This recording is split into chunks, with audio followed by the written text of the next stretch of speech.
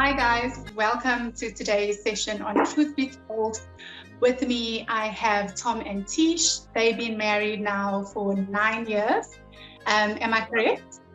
Yeah? That is correct, just over 9 years, yeah.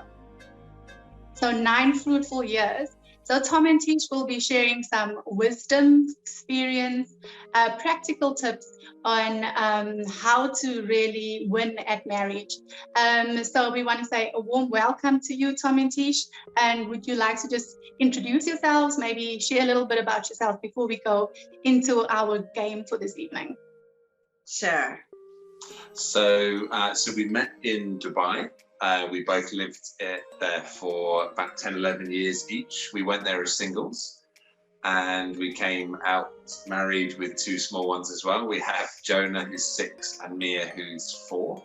And I'm originally from the UK, and Teesh is kind of from all over the shop. But With a bit of a mixture, but Canada is home. Canada, we'll say, yeah. And now we live in London at the moment. So yeah, 9 years of marriage. It's been great. Challenging. We're by no means perfect at all. We've had to work really hard to get to where we are. So yeah. And we're still growing and learning all the time. Yeah.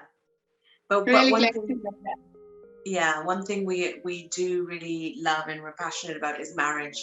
Ours, but also just people around us. We really want to see marriages succeed and marriages thrive in God. Yeah. Thank you for making the time to really pour into others' lives to make sure that marriage is successful and that picture that God wants it to be. So thank you so much. Sure. To start off this evening, we got a little bit of a game. Tom and Teesh are one of my favorite couples, as I always tell them, and they love games. So I said I have to have a game. So I've asked Tom and Teesh 3 questions each. They've given me their answers separately. And so I want to see how well they know each other. So first question being, what is your spouse's love language? Okay. So we're writing these down and then showing you? Yes. Okay. Then I'll say 1, 2, 3, and please show me. So for those of you listening right now, love language, if you don't know the book, please go and buy it. If you are obviously looking to be married or married, knowing your spouse's love language is quite important. So So let's see what Tom and Teesh have to say about each other. So I'm a bit slower. I'm a bit slower at writing than Teesh. Oh wait, so I'm writing your one, right? Yeah. Yeah. Okay. Yeah. Let's go. Okay, here we go. Physical touch, words of affirmation. Well done, guys. So really awesome. Point for hubby and wifey. Really good.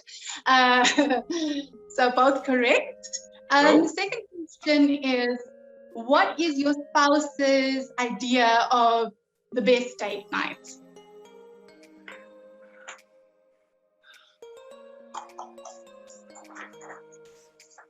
So for those of you who are watching, it's important to know this because not everything that you like, your spouse will like. And so it is quite important to know what's their idea and not always what's your idea.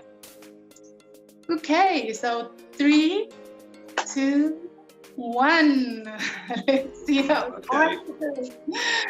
Okay, me cooking, long walk. Dinner, something fun, adventures. Well done.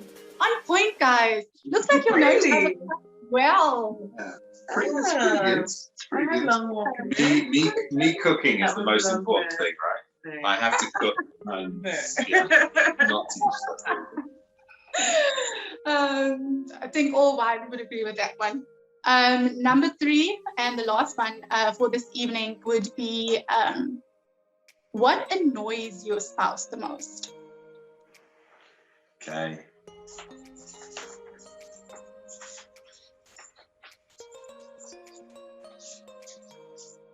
I think we all need to know this about various people we are in relationships with. It's important to know what annoys somebody else. So 3, 2, 1.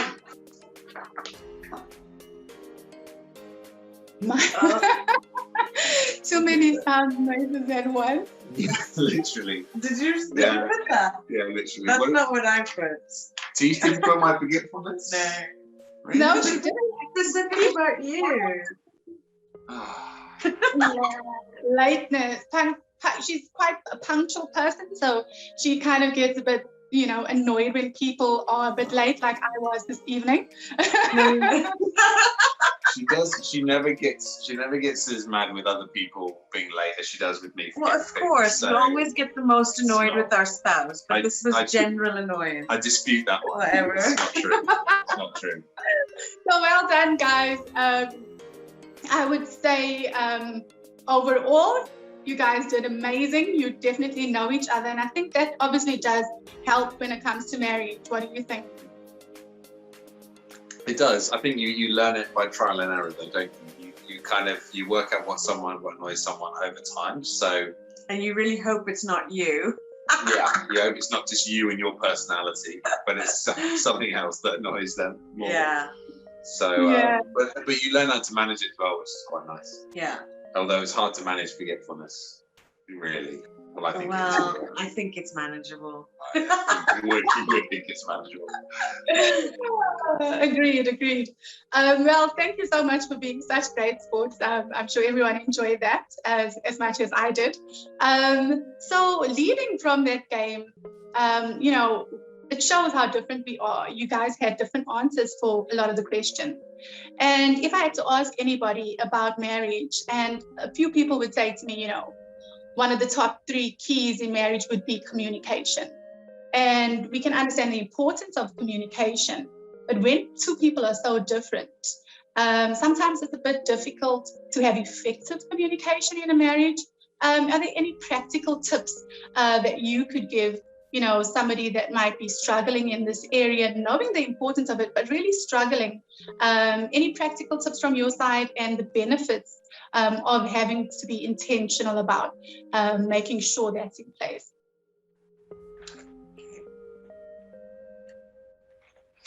Okay, yeah, that's a great question. We both agree that communication is really, really important. And we thought of some practical tips that I think have really benefited us and we've had to put into place and we're continuing to put into place. The first one is this: I think it's really important to express yourself effectively. There's a classic, just a classic kind of connotation of husbands and wives out there where, the wife says, I'm fine, when she's really actually quite annoyed. And the husband's like, oh, okay, she says she's fine, so she's fine. And that's like a big communication error in marriage. And I'll put my hand up. I used to do that quite a lot. I would expect Tom to read my mind. And in all honesty, as much as I like that, he's just not able to, So I think expressing for both husband and wife, it's really important to just say how you feel.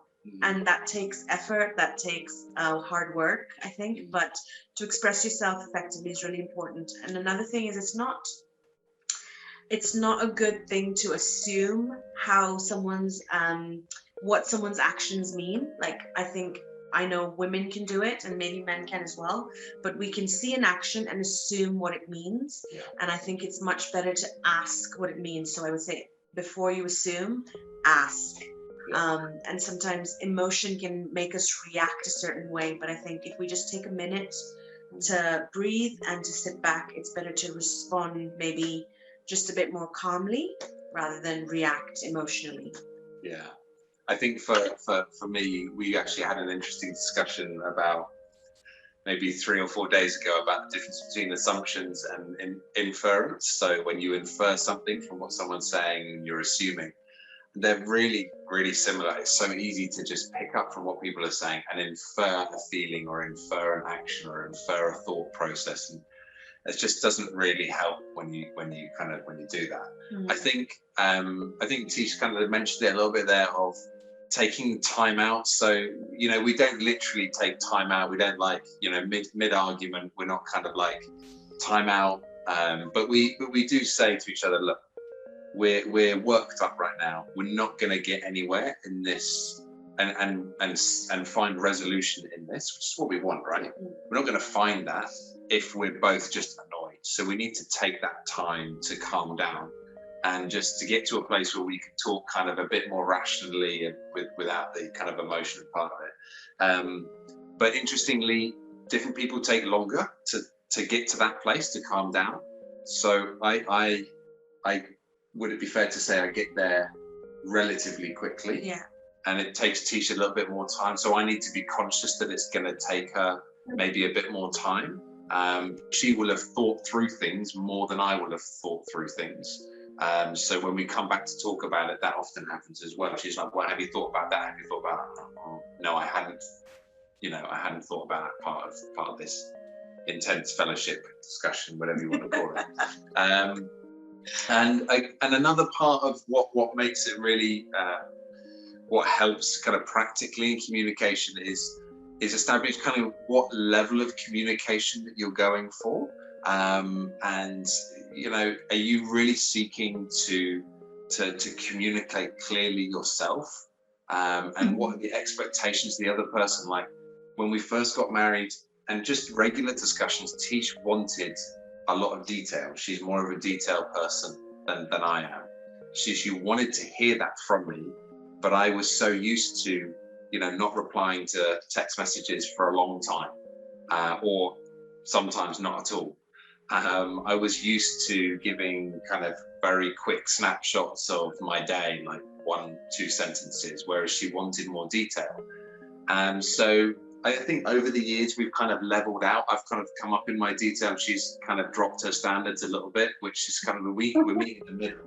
Yeah. But I think you got to understand that the other person might need more communication than you are normally able to give, and you kind of got to adjust. You got to, adjust to that, I think. Yeah, I think it's kind of like it's part of putting the other person ahead of yourself, like thinking about, okay, what do they want, what do they need in this moment, and both ways we've had to do that. Like I can't expect too much from Tom if that's just not how he's wired, and it's going to be like really hard work if it's not completely necessary. Yeah. And you've learned to just give me a bit more than you used to. Adjust a little bit, yeah. And I think the other one that we have is really, really important and sometimes can just get misconstrued, and that's quality time. It came up in our the game you played. Quality time is a big one for couples and marriages. You hear anyone talk about it, it's so important. But I think having actual quality time is really important. Sometimes couples can put into place what they think is quality time, like just being in the house together, whether you're watching a movie or just hanging out, maybe something's going on in the background, someone's in one room, someone's in the other, and you chat on and off. And that's time together, and that's good, but it's not quality time. Quality time is actually, devices are not in the way, screen is not on in front of you, but you're actually like hearing each other, you're talking, you're communicating, you're giving each other the attention that is like priority. Yeah. And again, that takes effort, that takes work, and sometimes people just don't want to do that because it might bring up stuff that you don't want to deal with. But quality time is so key for communication. Yeah. I don't know. I think you have the intentionality of wanting to do it. So literally turning the TV off and going for a walk together. And I think the best quality time that you can have in a relationship is time when you're just really having fun and you're just laughing and joking, and laughter just it just really puts your marriage and your relationship in a great place if you're able to just hold hands and just tease each other and have a bit of banter and have some fun together. I think that's for me anyway. I think that's really how we talk. Because that stems from friendship, and I think friendship is just an amazing basis for a marriage. And it's it involves knowing each other and stuff. So. And that's quality time. Quality time isn't always easy when you have kids. So I think it really requires that, like, okay, we need to set this aside. We might be tired, we might just be exhausted, but if we're not getting it, let's take this time to just do it this evening. It's just you and me. Let's just do something. Yeah, really good food for thought. I think, as you're saying, that friendship really is important because it gets you to understand that other person, and being intentional about the time that you carve out is also going to be key for you to get to know each other. You know, maybe things that weren't brought up are now going to be brought up during that time. And it becomes important also to deal with those misunderstandings that you also spoke about earlier. Which brings me to my next point. You know, sometimes you spoke about this, Tom, in our earlier discussion about being a porcupine or a bear in maybe your reaction or your defense mechanism. And sometimes it's important for you to know what your defense mechanism is. So you know, sometimes the other person doesn't know how to deal with that, and you're wondering, why does the other person not know how to deal with me? But maybe you don't know, what you're giving off.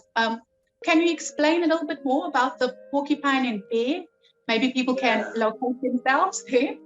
Yeah, it's something that we were told actually really early on in our marriage, and it helped us with our resolution, our conflict resolution, if you want to call it that. So it's basically two ways that you react when you are hurt or you're kind of in an argument. And the one is the porcupine, which is where someone almost emotionally closes up. They don't want to speak. And if you try and you can imagine a porcupine with all the prickles, you try and open up a porcupine, you're just going to get poked.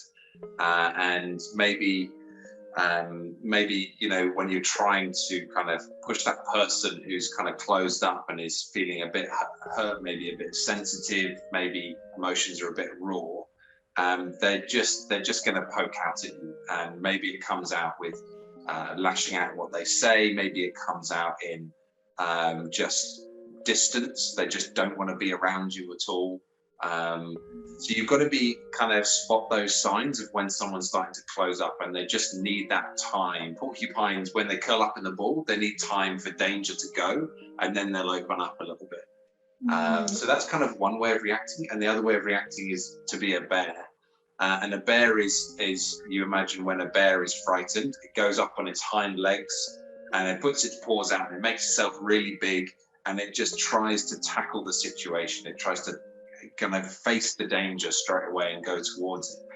And that's the personality of someone who's in the midst of conflict, who just wants to solve it right there and then, and is not willing to quit until resolution is reached and things are dealt with.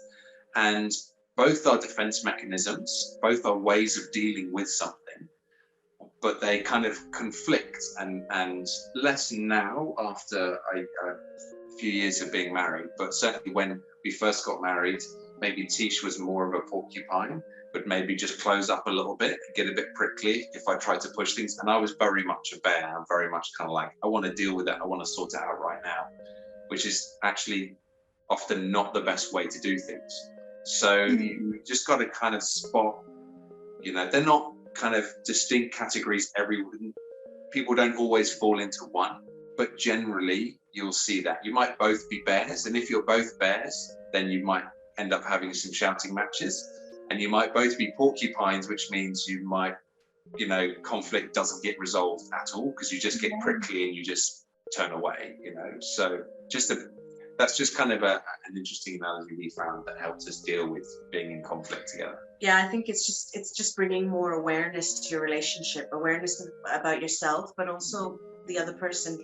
And the more awareness you have about yourself and your spouse, the easier it is to deal with things, and the more you can figure out, okay, so how do we move forward from here? What does this person need, and how can I express what I need? So yeah, that's really good. I think, as you said, self-awareness, I always say, is like the eighth wonder of the world. You need to be self-aware especially in today's society when everything's on go, go, go. You have to take that time to be self-aware and, reflect on, what did you say? How did it affect the other person? So on and so forth. So really important in marriage as well.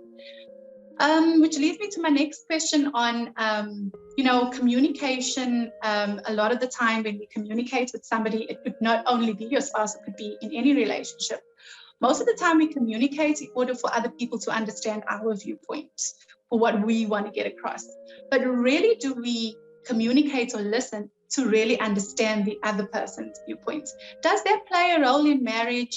And if somebody is struggling in that area, because I know it's tough for me in other relationships, I'm not married, but it's quite tough for me.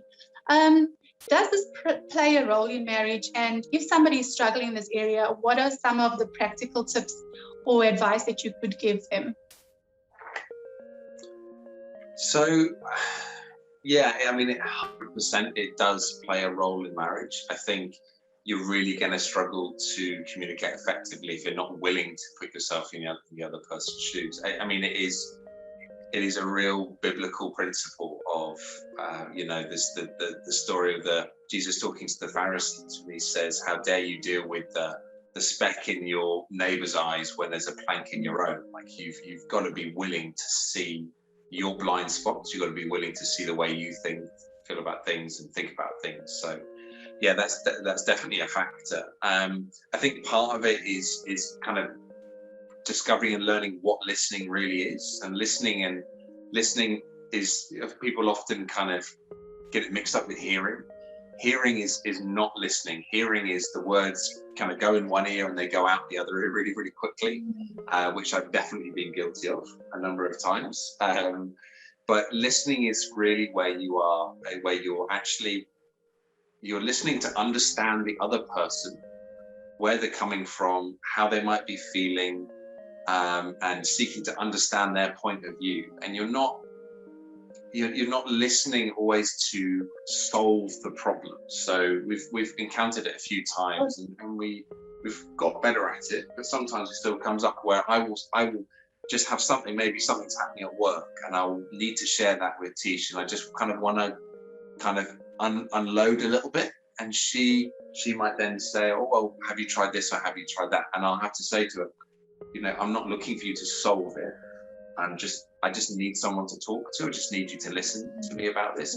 And definitely vice versa as well. We've had that as well, where I've wanted to solve and help and, be a good husband. But actually, she just needs someone to talk to. And I just need to listen, right? Yeah. And then another kind of part that really helps in listening is to reflect back what the other person is saying. And this, I think we found this most effective when we've had the biggest disagreements in our marriage, where I've had to just take a step back and say, when I'm really just not understanding and I'm not getting it, is just to say, okay, you've just told me that, and I just basically repeating back exactly what she said, and it just helps me understand, and it helps her kind of see that I'm seeking to understand her as well. And it's a really good tool to use in all walks of life, really, just to reflect back on what the other person's saying, right? Yeah, it also displays a level of accountability, I think. Like, I'm actually listening to you, and now I'm telling you that so that there's no room for, you didn't say that, or, because sometimes there can be so much of that as well. But I think, a big thing is when spouses or anyone is in conflict in that moment, like a question, you almost want to win. You want to get your point across, and you want to win. And that's something that we've had to learn over the years, is that winning, and it's a classic. Anyone can tell you this. Winning is not the most important thing when you're in a marriage. Maybe if you're a lawyer in a courtroom, then winning is the most important thing. But in a marriage, winning isn't. And you have to ask yourself, what do I want to get out of this? And ultimately, if I'm really honest with myself, what I want to get out of it is resolution, is togetherness, is unity, because that's what in that moment is a little bit broken. And if you answer that question, then that's what you want, then you need to say, okay, how do I get there? And the answer to that is through forgiveness and through getting over your annoyance. And that's something I physically had to sometimes tell myself, okay, I want that. I'm not there right now. I'm feeling really annoyed. But if I want that, then I need to take the action, which is going against everything in me right now, and get over this annoyance. And sometimes it takes forgiveness. Like, I need to say, okay, I forgive you. I'm over it. I'm okay. And sometimes it takes humility of okay, even though I feel really wronged, I'm looking at myself and this is what I did wrong. So I need to go and say, I'm sorry. So I think just that action of forgiveness and humility will then lead to unity ultimately, but getting over your annoyance, and it'll lead to resolution. So it's really hard in that moment, but you've got to ask, okay, what do I actually want right now? You know, other than if it's not winning, maybe I do want to win a little bit, but actually long term, I want unity. I want us to be on the same page. I want us to be together and okay. And there are some steps in between to get there. So yeah, you know, there's someone once told us when we were newly married, they gave us this instance of, they said we call it the pink fridge. So this is not us, but someone else told us the story. The wife really wanted a pink fridge in the basement, like this bright pink fridge, and she really wanted it. And the husband was like, there's no way I'm ever going to have a pink fridge in the house. But she really wanted it. She found it on sale somewhere and she loved it and she really wanted it.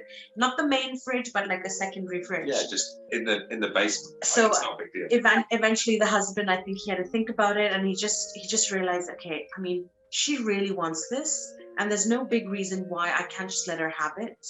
Like, it's not that big a deal to me. So, you know, they started naming similar disagreements like this in the future. They started calling each other out and saying, pink fridge, like, big deal. It's a big deal. I'm just going to, like, give you this right now. Like, I'm going to pink fridge this. You know, so we've actually said it a few times in our marriage, like we're in this, and it's never with the heavier stuff, it's never with the big things, it's with the lighter things that can sometimes become a bigger deal than necessary, and we just go pink fridge, and the other person kind of, you know, you have to decide who wants something a bit more and who doesn't really care so much about it. Yeah, and I think the final and most important thing that we have to say on this is you've got to look at the big picture of your marriage, because sometimes you can go through stuff that is just it's not fun, it's not easy, and sometimes dealing with things are really, really hard. Like actually the confrontation, the openness, the vulnerability, it's really difficult. But you have to ask yourselves, you have to make a decision as a couple. Do we want to build our marriage, or do we just want to survive our marriage? Because sometimes surviving can be easier. It can be, you know, like just breezy, just you kind of dust things under the carpet, you don't really deal with things, but you just kind of, you know, you go with the status quo of your marriage, you survive it. We'll get through it. We'll get through it. Like, it's okay, I don't want to have that argument, I know how he is, I know he's just going to do this, so I'm just going to avoid it. You know, so you survive. But over time, survival just, you know, you just collect a lot of debris, and it just builds up, and it's not very nice. So you've got to make that choice to build your marriage, and building means growth, but building also means dealing with, like, digging deep foundations, setting the right stones. It means hashing out stuff that might be hurtful, or talk about things that's going to show your weaknesses. And so I think you just got to make that choice, build versus just survive. Yeah, that's so good. And it sounds like a lot of self-sacrificing in that. You know, and so well, take my hats off to all those married people that are boring. But I know it's probably refining as well. So overall, it's a good process to be in. And the last question for our married people before I go on to my singles would be a question on vulnerability. C.S. Lewis says this quote, "Love is to be vulnerable." What is your position on that? It's almost like he's saying, you know, you can't have the one without the other. If somebody is struggling in the area of vulnerability, what are some of the practical tips that you can give them in this area? Okay, yeah, that's a really good question. And it's one that but definitely me, I've had to grow in this area. And I would completely agree that vulnerability is a big reflection of what true love is. I think the first thing to ask is, like, what is vulnerability? And I mean, there's going to be loads of definitions out there, but the one that I would say for me, vulnerability is just a willingness to show your weakness. And in doing so, it's a willingness to say, hey, I need help. And, you know, there's this book that someone gave Jonah. It's a really great book. A British author called Charles Mackesy wrote it, and it's called The Boy, the Mole, the Fox, and the Horse. I don't know if I got the order right, but it's just this really poignant kind of feel-good book. And there's one question that boy asks, or someone in one of the characters asks, what is the bravest thing you've ever done? And the answer is, I asked for help, or I said help.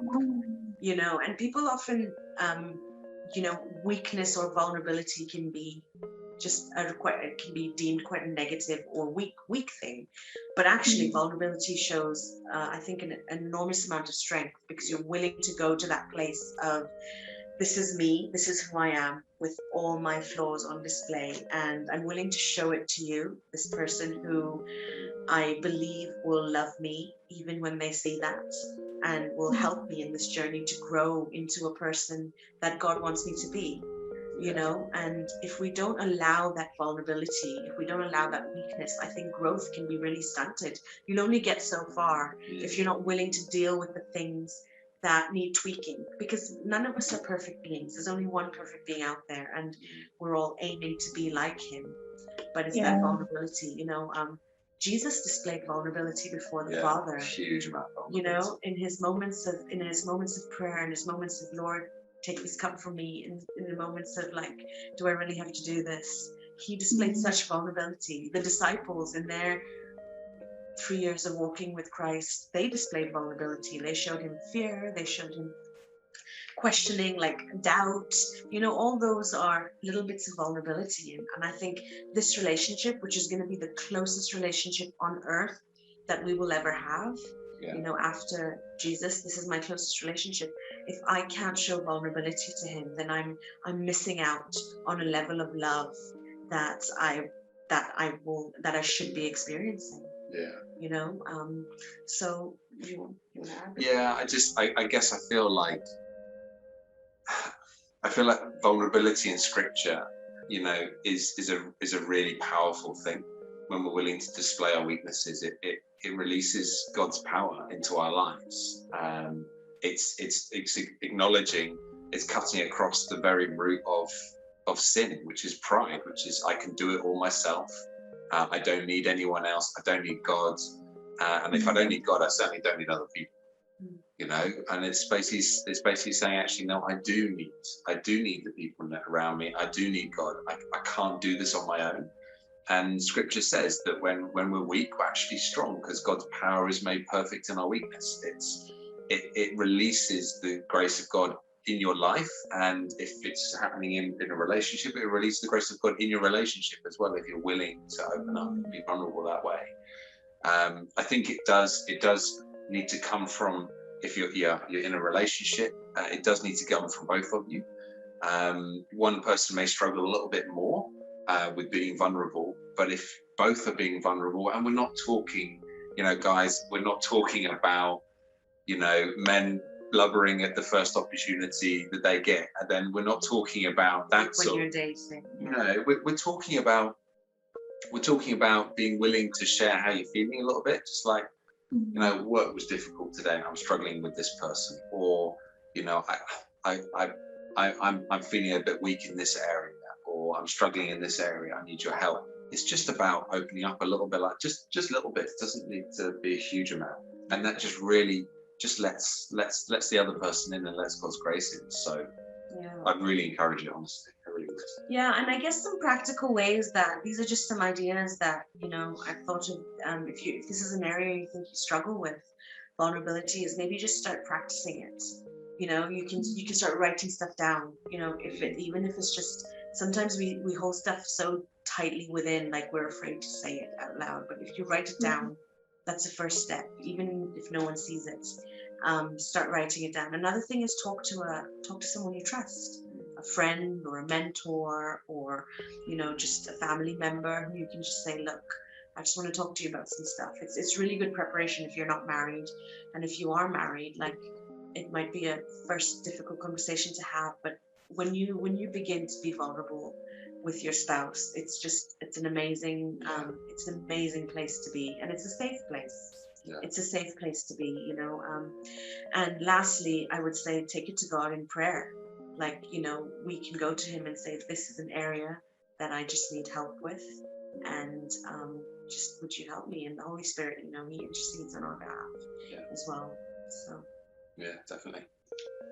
That's really good. And, the other person is not a mind reader.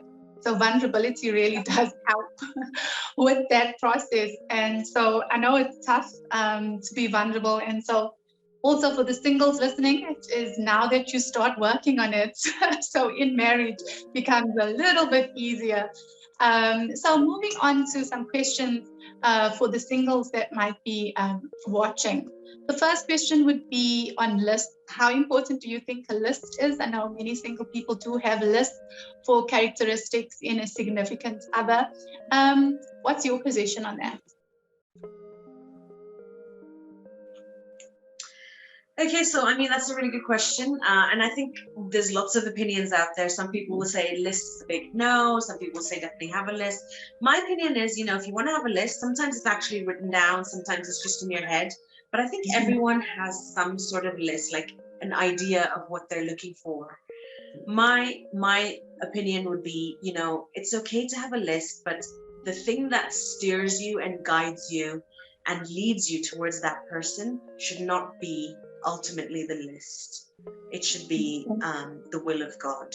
So if you meet someone and instantly you're thinking like, oh, what's on my list? This check, no check, like, oh, done with you, or, like, it's okay to have that. And especially if there's some non-negotiables on there. I mentioned this in one of the videos I did before, like things you're just not willing to compromise on. And those should be like really key important things, not like things that aren't gonna like affect you massively. So know what you're willing to compromise on and what you're not willing to compromise on. But ultimately, that list should not be the thing that steers you or makes your decision for you. Yeah. It's really important to be submitting to the will of God. And if you are, He may well just take your list and chuck it, and nothing may match up, and you need to be willing to accept that if you're submitted to God's will for your life. Did you have a list? I had a list. Oh, wow. I had a list. I made it when I was 17 years old, and I still have it actually somewhere. It's in the cover of my Bible. Oh, did Tom tick all the boxes? Tom did tick all the boxes except for one, and I'm happy to say that was one I was willing to compromise on. But on my list, I actually had someone not too tall. Because I figured, okay, it'll just look really funny, and you know what? It does look really funny. It looks funny when we're standing together, but it was definitely not a deal breaker. So you can't really tell on the video. I'm 6'2", almost 6'3", and Teesh is 4'11". No, 5 foot. She's 4'11". 5 foot. So it's quite a big difference. It's really, it's quite funny. I love it. Yeah, I mean that was the only thing that didn't get ticked. So I was willing to compromise on that. Yeah, I think kind of like something you could have compromised on.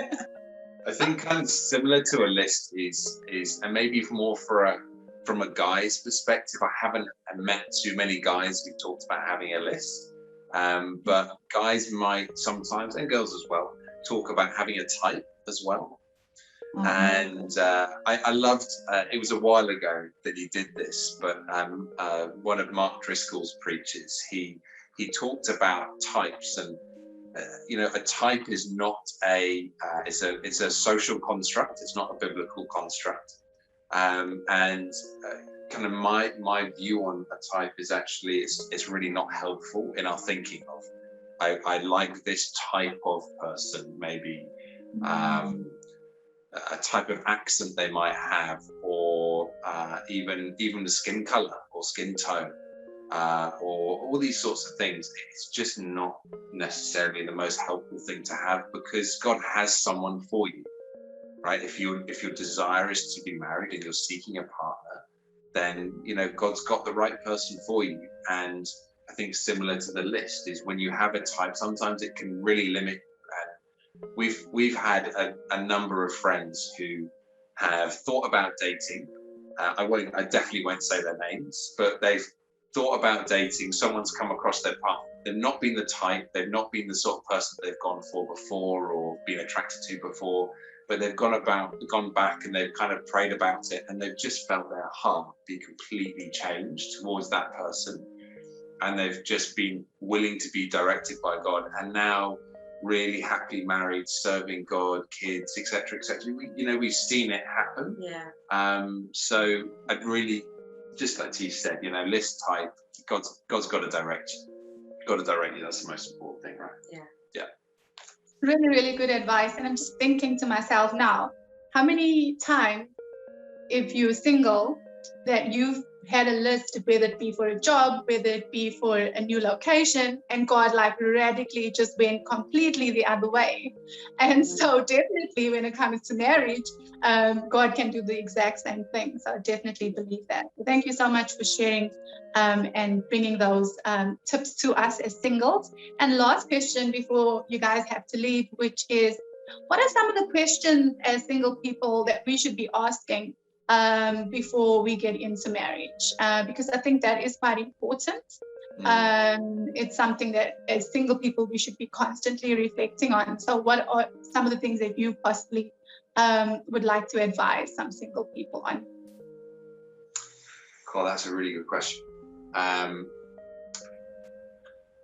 think for me, when we've done a fair amount of youth work in our time, and something that I've always encouraged the guys to, this is youth, but it kind of really applies for anyone that's single and single, ready to mingle. I think you've got to realize what it means to be married, and what it means to be married in a serious relationship, even if not married, but to be in a serious relationship where you feel like you're heading in that direction. Is, for a man, you've got to be living out the characteristics of what a husband is before you are even a husband.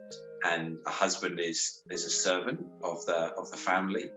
The husband is the one who follows Christ's example and lays down his life for the family, and that's the type of leadership that he's meant to exercise. And I feel like if you are single and you're looking to date, I would encourage you to really ask yourself, am I ready?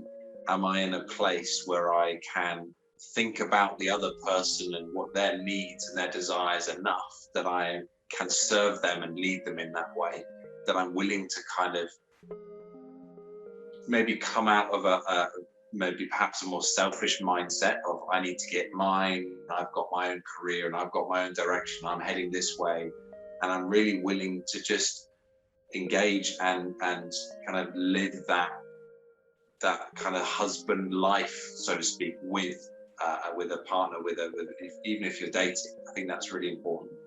Are you ready for that? Yeah.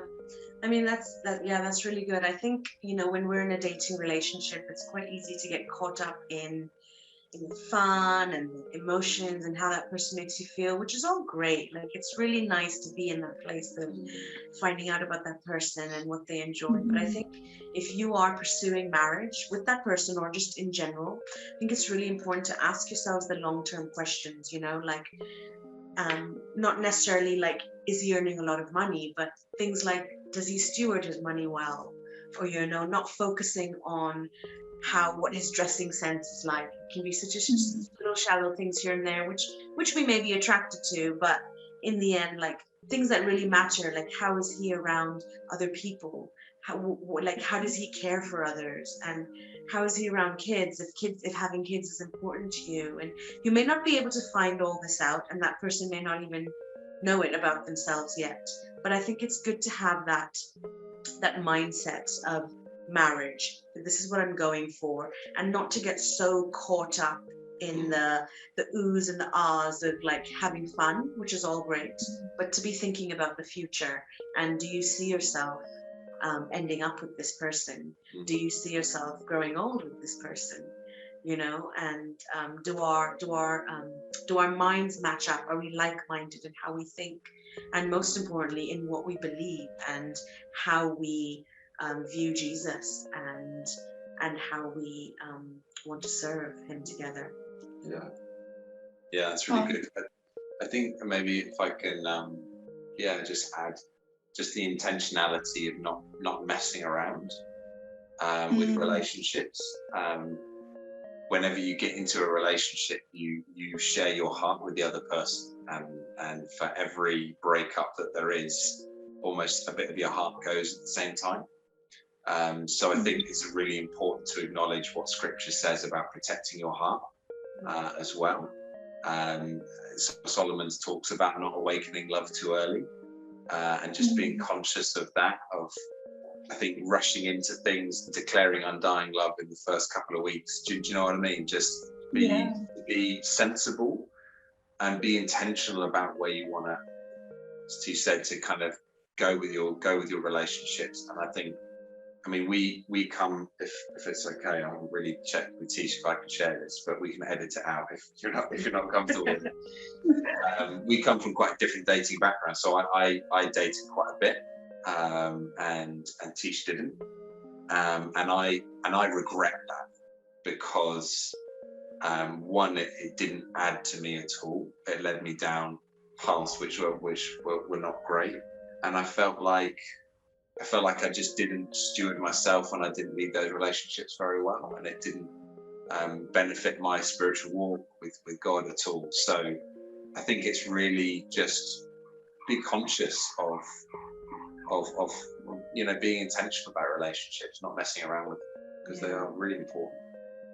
But just one thing, just to say to singles out there, and based off of what Thomas shared, we might be feeling like God is saying to us, this is the person I want you to be with. And sometimes there can be things about that person that we get a little bit worried, maybe it's their family. Maybe it's something that they do that really is difficult or frustrating. Maybe it's their history, that you don't match up and you're a little bit insecure about it. Whatever it may be, if you feel God is saying to you, this is the person I want for you, this is something amazing. So I really want you to hear this. He gives you the grace that you need to be with that person. And what I mean by that is, like, whatever thing you have to deal with or go through or tackle that you think is a mountain ahead of you, the grace that he gives you is it makes it smooth. It makes it just easier, because that's what grace does. And if God has called you to be with someone, he gives you grace so specifically for that person and all that they are, and vice versa. Like, I've often looked at other couples and, I'll see something, this is not great, but I'll see something in maybe the husband or the wife, and I think, oh my goodness, that guy is like angelic to put up with that woman, or that woman is like, how? And then I think, I know it's awful, but you know what? God gives them the grace for each other. And he doesn't give me grace for that person in that marriage, which is why I'm reacting like that. But he gives me grace for my husband, and for his past, and for his future. And he's giving Tom that same grace for everything that I come with. And it is such an amazing discovery of marriage to have that. Yeah. It's really good. Thanks, guys. That's all the time we have this evening, but it was so good to glean off your wisdom and everything you've experienced. Thank you so much. Would you just like sharing? I know that you guys have your own social media accounts, and you post quite often. And if you'd like to just share that with our viewers right now, because I know that a few of them would like to start following you. And just, can you give us some details for those? Yeah, so we have Instagram and Facebook. It's more kind of, we were based in the Middle East for a while. We felt God lead us away from there. So it's more just sharing our journey and just to encourage people to take steps of faith. And it's quite raw. It's quite, we just really share our experiences. And just what God's speaking to us. Yeah, what God's speaking to us and leading us in. So it's a journey with TTJM. On both Instagram. So TT, Tom Teesh, and then our kids are Jonah Mia, so JM. So both, it's the same. It's Journey with TTJM on Instagram and Journey with TTJM on Facebook. It's a bit of a long one. It's a bit of a mouthful, but we searched. All the other handles were taken, so we just had to have those. But it'd be great. Feel free to join us and and thanks so much, Shamon. It's been great to do this. Yeah, thanks so much. Yeah. Thank you very much. Thank you so much for making the time this evening, and it was great to journey with you this evening. Have a great evening further, and for all the viewers, thank you so much for tuning in. Goodbye.